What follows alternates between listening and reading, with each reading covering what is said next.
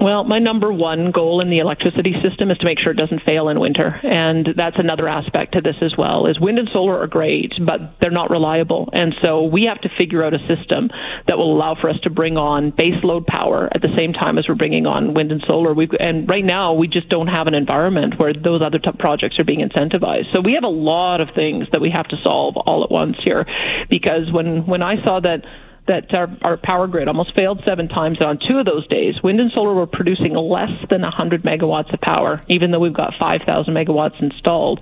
We have to make sure that we're bringing on both to make sure that in our coldest days and our hottest days that people are taken care of and don't have to worry about the lights coming on and being able to turn their furnace on.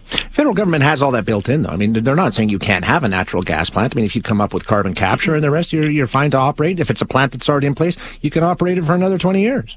I wish that carbon capture was as perfect as they think it is. I mean, they say that it has to abate 95% of the emissions by 2035, or you go to jail. Like, let's be clear about what it means. It's criminal jail time.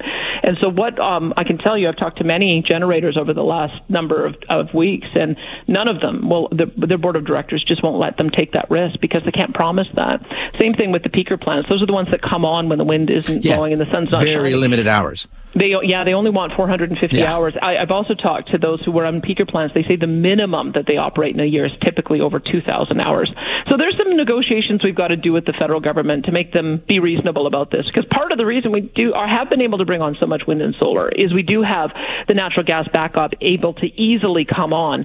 And if they interfere with that, they're messing with the entire market. So we're having those negotiations now. We're just setting up a table where they've got negotiators on their side and on our side, and we're hoping to be able to get to some common ground so that we can be carbon neutral by 2050.